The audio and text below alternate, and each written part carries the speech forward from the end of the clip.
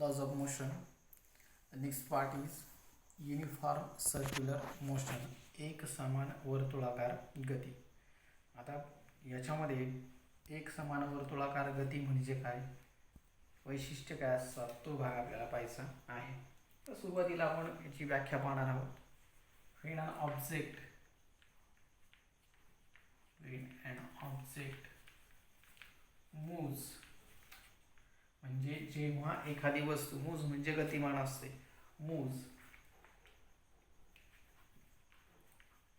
along a circular path. When an object moves along a circular path with constant speed,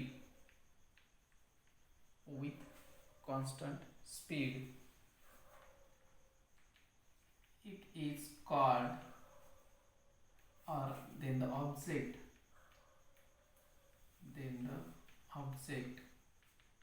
is said to be in uniform circular motion. when an object moves, जेव्हा एखादी वस्तू गतिमान असते, along a circular path, वर्तुळाकार मार्गामध्ये गतिमान असते, with constant speed, एका विशिष्ट चालीने, इथं स्पीडचा अर्थ चाल आहे, एका विशिष्ट चालीने किंवा एक समान चालीने ज्यावेळेला ती वर्तुळाकार मार्गामध्ये गतिमान असते, then the object is said to be in uniform circular motion. त्यावेळेला त्या वस्तूला म्हणायचं ती एक समान वर्तुळाकार गतीमध्ये आहे, असं त्याला म्हटलं जातं. आता सपोज या ठिकाणी हा वर्तुळाकार मार्ग आहे, ऑब्जेक्ट जो आहे तो या ठिकाणापासून त्याने सुरुवात केलेली आहे आणि तो याप्रमाणे अंतर कापतो आहे. आता when the object is in uniform circular motion, ज्या वेळेला एखादी वस्तू एक समान गतीमध्ये गतिमान असते, त्यावेळेला तिचा जो पाथ जो असतो तो कसा असतो, सर्क्युलर असतो, याप्रमाणे असतो. when the object is in circular motion, ज्या वेळेला एखादी वस्तू वर्तुळाकार मार्गाने गतिमान असते, त्यावेळेला its direction changes constantly.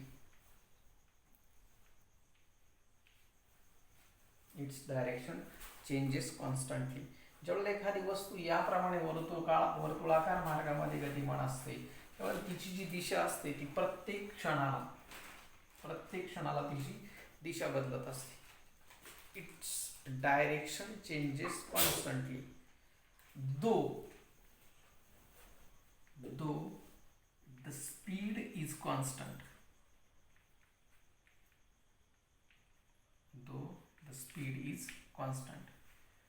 जरी तिचा जी चाल असते ती चाल एक समान जरी असली, म्हणजे आता समजा इथपासून इथपर्यंत जाण्यासाठी हे 5 किलोमीटर अंतर आहे आणि हे 5 किलोमीटर अंतर जाण्यासाठी समजा तिला 1 तास लागलाय, तर पुढचं 5 किलोमीटर अंतर जाण्यासाठी तिला परत 1 तासच लागणार आहे.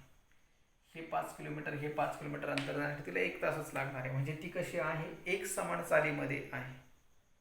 इथे विचार कशाचा करतोय आपण, पहा बरं, तिने डिस्टन्स किती कापलंय त्याचा विचार करतोय. मग इथे डिस्टन्स आहे 5 किलोमीटर पर हवर, त्या ठिकाणी तासाला ती काय जाते, 5 किलोमीटर जाते.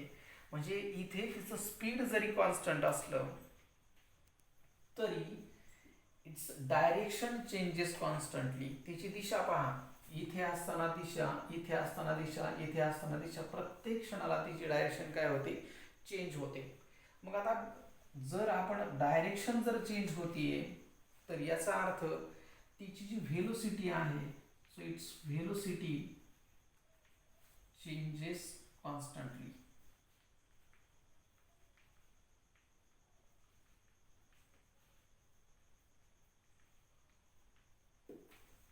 It's velocity changes constantly.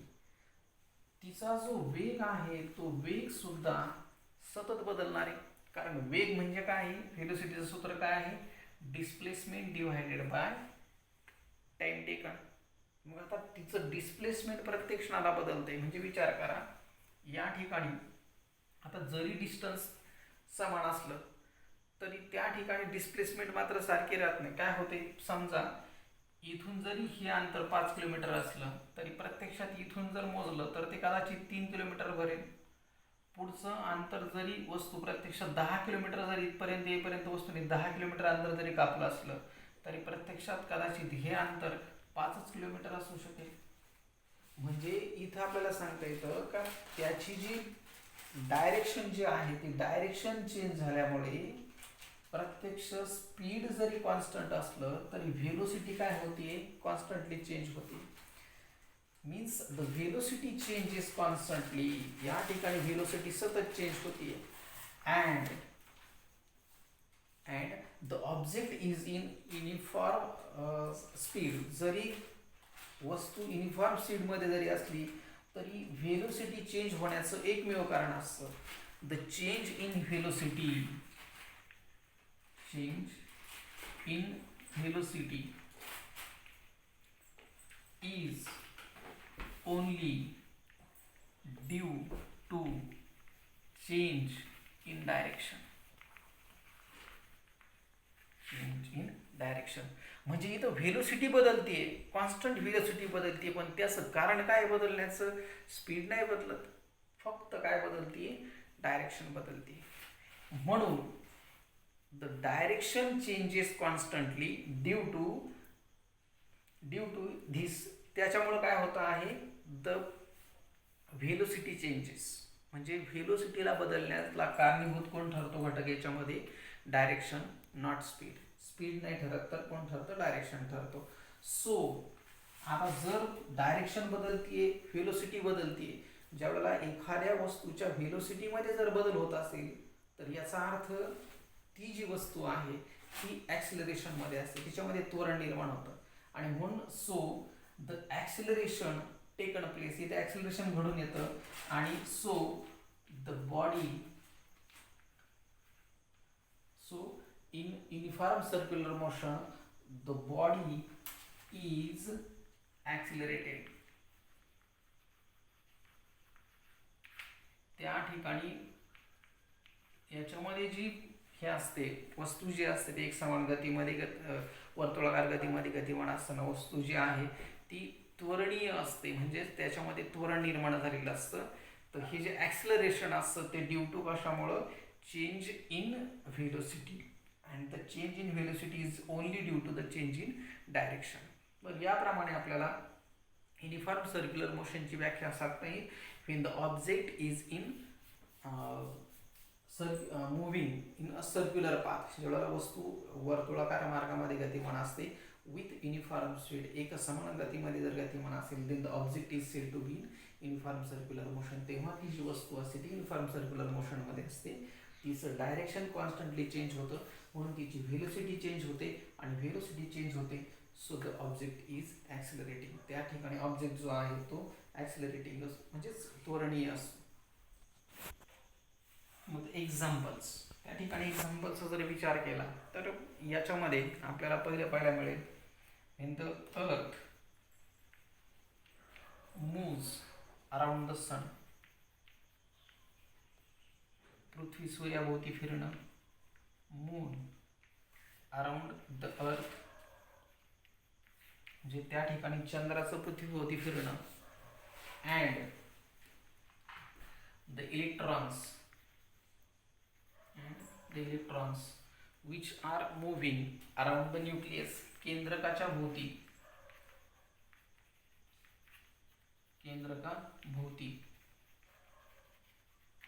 around the nucleus. These all the examples of the uniform circular motion. ही सगळी उदाहरणं आपल्याला एक समान वर्तुळाकार गतीची पाहायला मिळतात. पुढचा जो भाग येतो तो म्हणजे याच्यामध्ये डायरेक्शन कोणती असते, व्हेलोसिटीची डायरेक्शन कोणती असते तो भाग आपल्याला पाहायचा आहे. Direction of velocity in uniform circular motion, एक समान वर्तुळाकार गतीमध्ये गतीची दिशा कोणती असते? मगाशी आपण विधान केलं, in the uniform circular motion, एक समान वर्तुळाकार गतीमध्ये the direction of velocity changes constantly, त्या ठिकाणी गतीची दिशा असते ती सतत बदलत असते. मग how the direction is changes, गतीची दिशा का बदलते? तर त्याचा भाग जर आपण केला, एक उदाहरण आपण पाहूया. आपण सपोज एक गोफण घेतलेली आहे, पाखरं, शेतामध्ये जी पाखरं असतात त्या पाखरांना हुसकण्यासाठी गोफण घेतात. त्या गोफणीमध्ये आपण दगड टाकला आणि त्या ठिकाणी ती गरगर गरगर फिरवायला सुरुवात केली. ज्या वेळेला आपण गोफण सोडू, सपोज या ठिकाणी याप्रमाणे आपण ती गोफण जी आहे ती फिरवत आहोत या पद्धतीने, आणि या पद्धतीने फिरवत असताना सपोज आपण या ठिकाणी आल्यानंतर, म्हणजे इथे आल्यानंतर जर आपण गोफणीचा एक धागा दोर सोडला तर काय होतो, ती दगड जर मी इथं सोडला तर ती दगड या दिशेने गतिमान होते. तेच मी जर या ठिकाणी जर ती दगड सोडली तर ती या दिशेने गतिमान होते. तीच जर मी या ठिकाणी सोडली तर ती दगड या दिशेने गतिमान होते. तीच जर मी या ठिकाणी सोडलं तर ती या दिशेने गतिमान होते. म्हणजे प्रत्येक बिंदूच्या जवळ त्या ठिकाणी आपल्याला पहा, प्रत्येक ठिकाणी डायरेक्शन जी आहे ती वेगवेगळी आहे, आणि ही जी दाखवलेली असते this is the direction of velocity, तीच गतीची दिशा असते. आता ही जी काढलेलं आहे याला जिओमेट्रिक भाषेमध्ये, जिओमेट्रिक आपल्याला पुढे जिओमेट्रिक कन्स्ट्रक्शनमध्ये हा भाग पाहायचा आहे.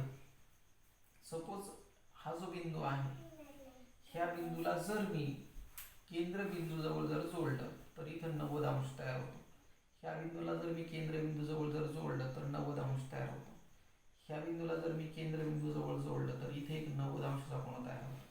सेम जिथे तुम्ही या ठिकाणी ती दगड किंवा तुमची गोफण आहे ती सोडलेली आहे, तिथून जर तुम्ही पाहिलं तर तुम्हाला ह्या प्रत्येक ठिकाणी रेषा, ही जी बाहेरची रेषा आहे ती रेषा आणि इथली त्रिज्या यांच्यामध्ये 90 अंशाचा कोन झालेला पाहायला मिळेल. मग ही जी दिसणारी रेषा जी असते तिला टँजंट असं म्हणतात, तिला टँजंट म्हणतात, तिला स्पर्शिका म्हणतात. स्पर्शिका आणि त्रिज्या यांच्यामध्ये 90 अंशाचा कोन असतो. स्पर्शिका वर्तुळाला फक्त एकाच बिंदूत छेदते, म्हणजे या ठिकाणी ती फक्त एकाच बिंदूत छेदून जाणार आहे. मग आता या ठिकाणी जर विचार केला तर दिशा कोणती आपल्याला पाहायला मिळाली, टँजंटच्या दिशेने ती वस्तू गतिमान, ते गतीची दिशा असते. मग या ठिकाणी आपल्याला तोच भाग सांगता येतो, when an object is moving in a uniform circular motion, ज्या वेळेला एखादी वस्तू एक समान वर्तुळाकार गतीमध्ये वर्तुळाकार मार्गाने गतिमान असते त्यावेळेला द डायरेक्शन ऑफ